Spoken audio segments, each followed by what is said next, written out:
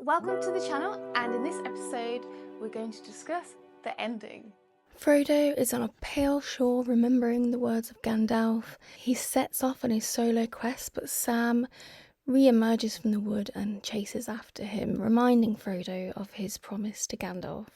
Aragorn, Legolas and Gimli, well, they travel light and they go hunt some orc. So we've just watched the last bit of the movie. We have officially finished the film. Did you want to say something about the concept of the promise? Yes, I do want to talk about the notion of the promise. And you say it's the ending, but it's also the end of the beginning because it's a trilogy. And I want to also talk about that idea as well. But the promise is interesting because Sam follows Frodo. Frodo tries to leave on his own. Yeah. It's his own fate. He gets into the kind of canoe boat type thing to sail off and do things on his own. And explicitly says to the others to let him do that, and the others, Gimli, Legolas and Aragorn, let him do that. But Sam doesn't.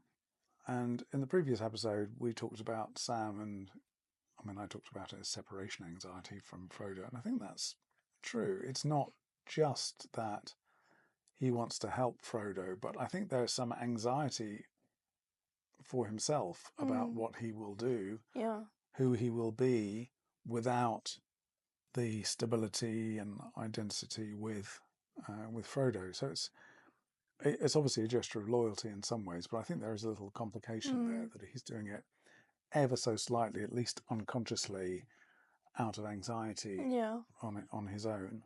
But this notion of the promise I find worth talking about, because Frodo tries to rebuke Sam and tells him to go back. Sam's retort is, but I promised. I promised I'd stay with you and keep fighting and so on.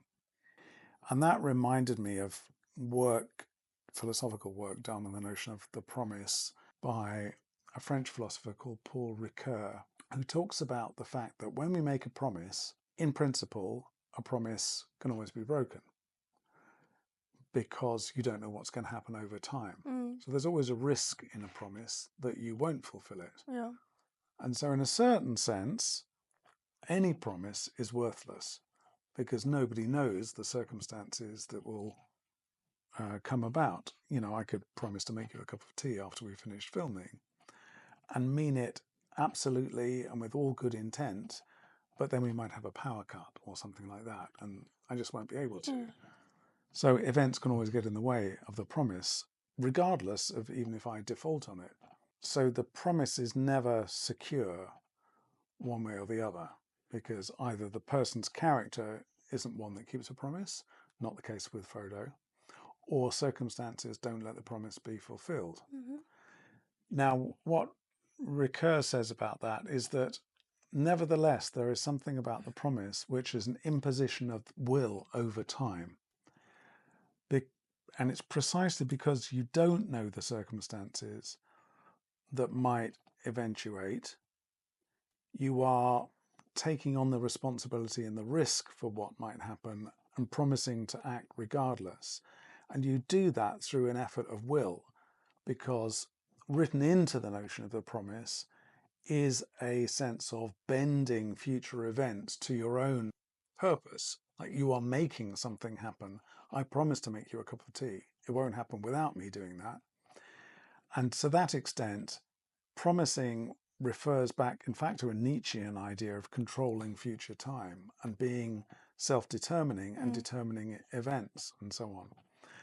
And what makes it all the more ethical as a position is precisely the fact that it's hedged around by the possibility that the promise won't be possible to deliver. So, and if you think about it in terms of the promise that people make in a marriage ceremony, I promise to love you forever, etc., sickness and in health, you don't know the circumstances that will arise over time together in a relationship. And you're saying my will be stronger than any events that can be thrown at us. So it's a statement of responsibility. And it's connected also with the notion of honour and honesty. Now, Sam is a very good, a kind of perfect representation, really, of honour. He's being honourable by demonstrating his loyalty. But the definition of honour is quite interesting, and it's related to the notion of honesty. And it goes back in its roots to the idea of paying a debt. And a promise is a bit like paying a debt. You know, I pledged something to you. I said I'd make you a cup of tea. And in that regard, until the tea is made, I have a debt to you. And you can call in that debt. If I don't make the tea, you'll say, where's my cup of tea? And that indebtedness allows me, in turn, to become honourable by making you the cup of tea. So the promise and honour go absolutely hand in hand. They sort of share the same conceptual root. And in both cases, they're saying, I will be stronger than fate. I will do something, make a promise to be with you, Frodo, even though events might try to conspire against that. So I think all of that is going on in the notion of the promise.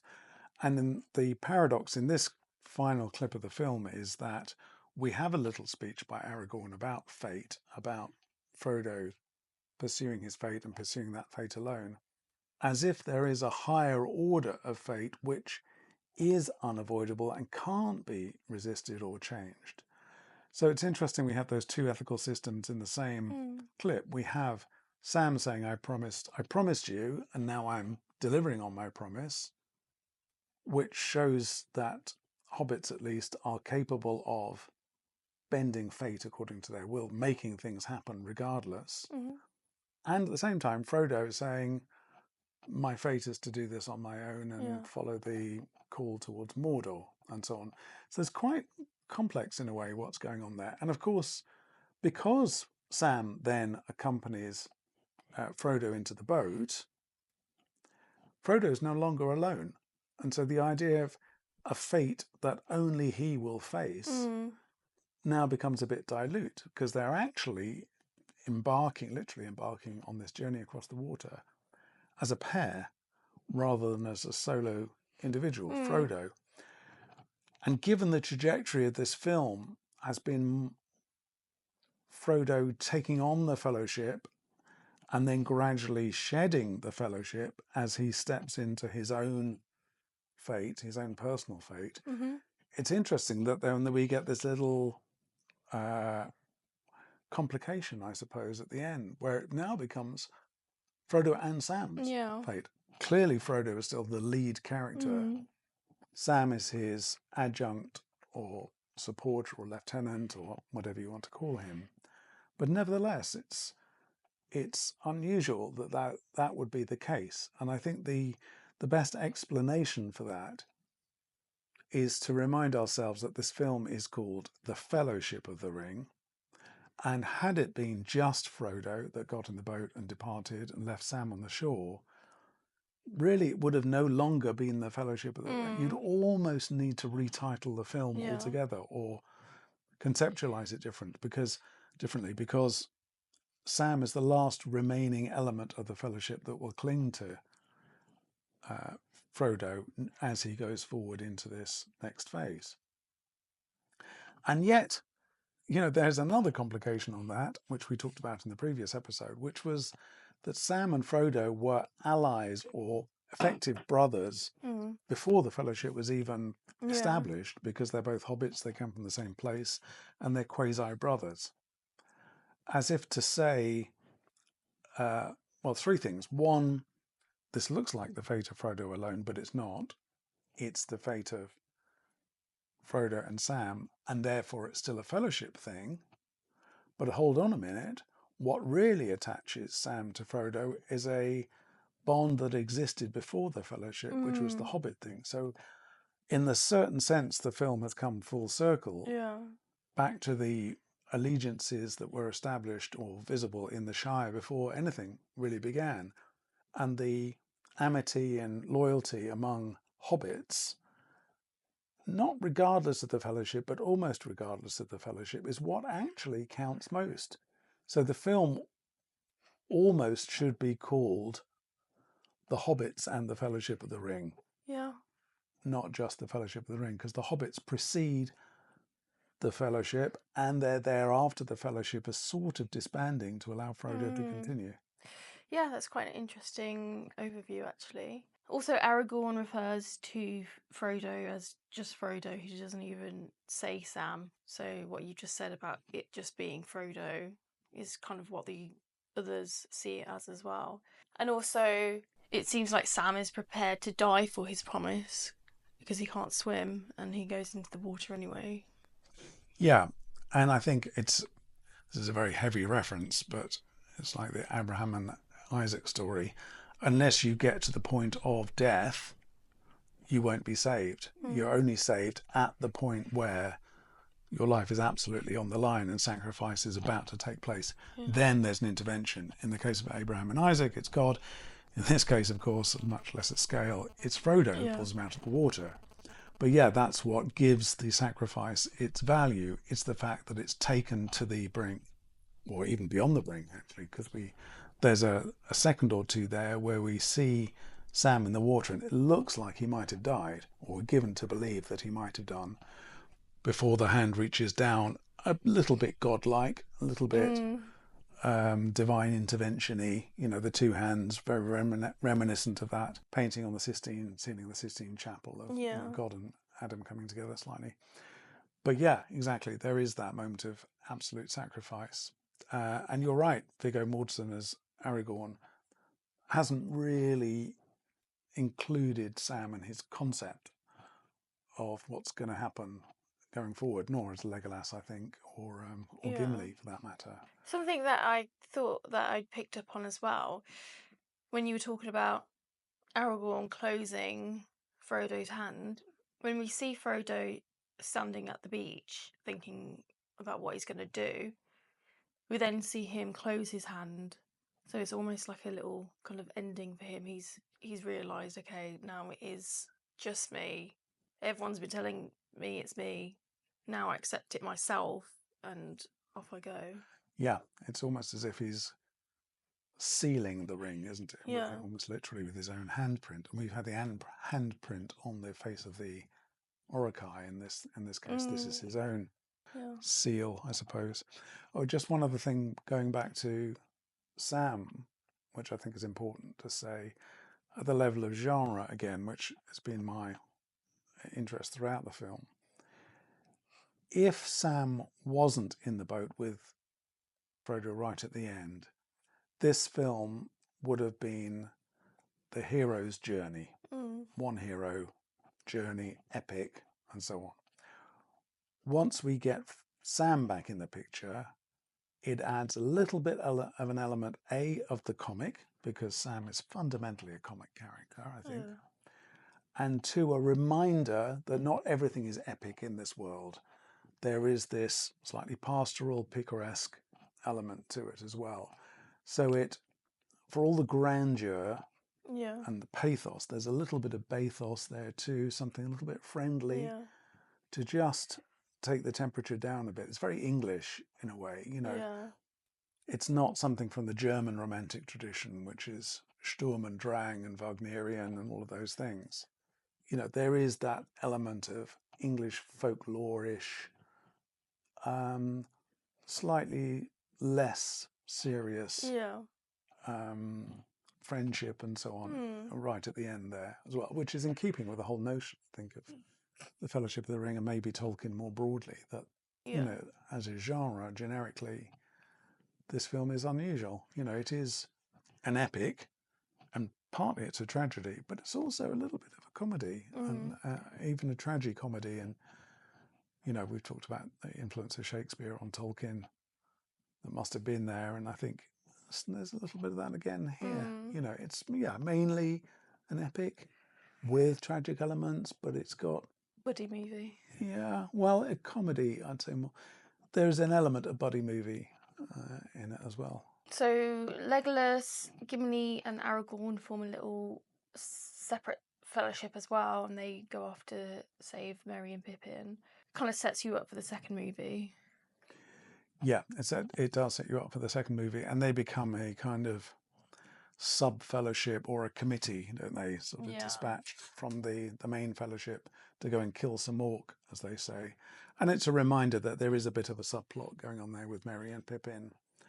And, I mean, frankly, in narrative terms, they need to be given something to do. Otherwise, what is the story arc of those three, if they are going to persist into the next film of the trilogy? So I think it's important that they are inscribed in that way with a kind of character plot arc, I suppose, in that way. But I wanted to come back to this notion of, you said we've reached the end. Well, I've known from the beginning that this is the first of three films.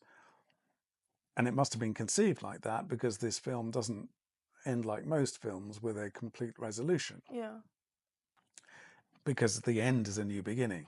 It's Frodo departing for Mordor, off to presumably try and return the ring to its, well, almost pre-origin in order to dispel its power.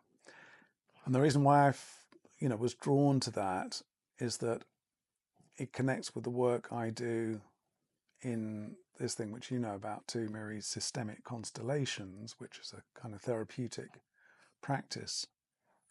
And in that practice, we talk about clients who arrive with issues seeking a resolution. And the practice of systemic constellations is set up to help people find a resolution to their issue. But it's not always quite so straightforward, and nor should it be. The idea being that it's more helpful for people if somebody has a problem or an issue and they want help with it.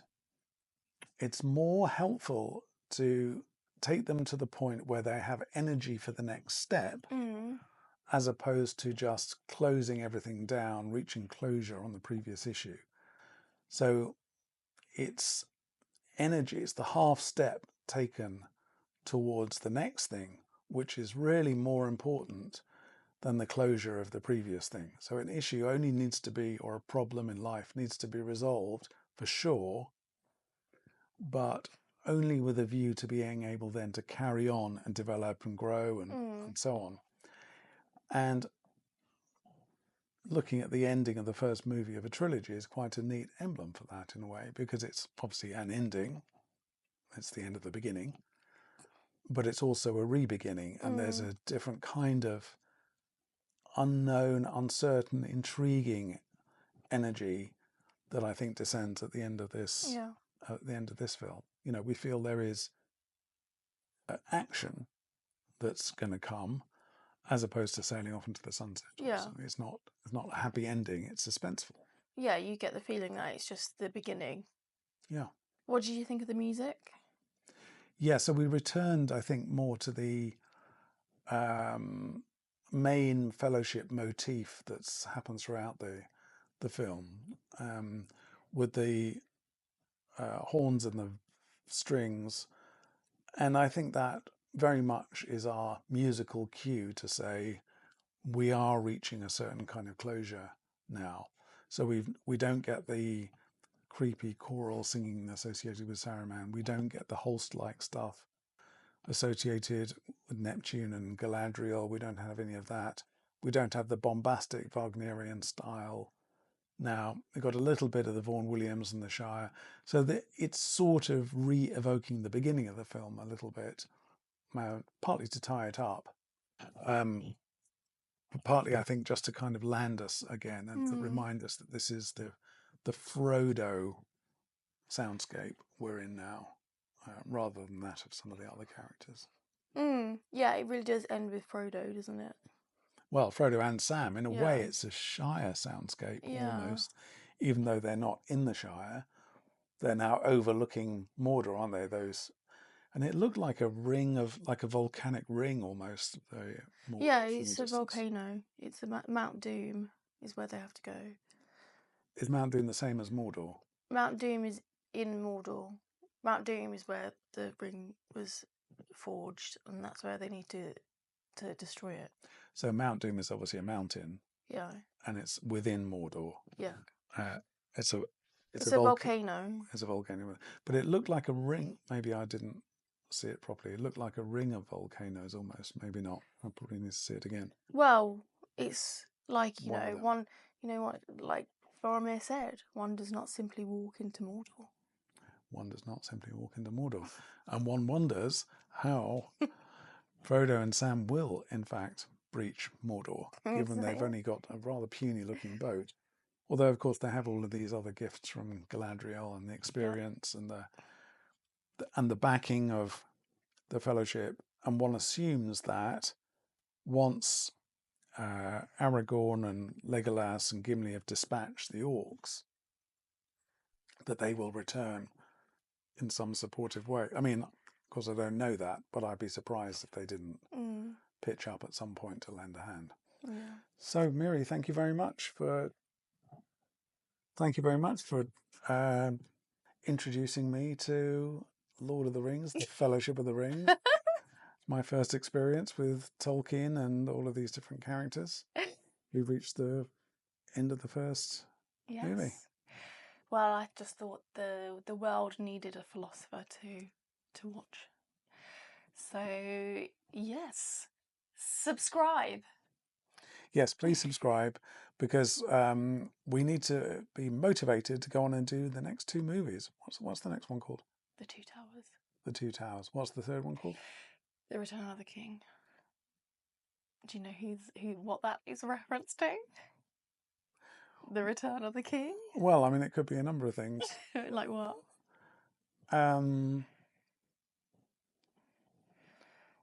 Well, in a way, any one of the characters, apart from the female characters, has a claim to be a king of certain kinds. Really? Yeah. Yeah, I mean, Aragorn has a claim to be a king. He's in the line of Gondor. Presumably, Boromir isn't going to get resurrected, so it's not going to be him. I don't think it's going to be Sam. Yeah, so none of them, only one person is in the line. Yeah, I mean, you could also have. I mean, it depends what you mean by king as well. Anyway, you can come on. Thanks for watching. Please subscribe, and we'll see you soon.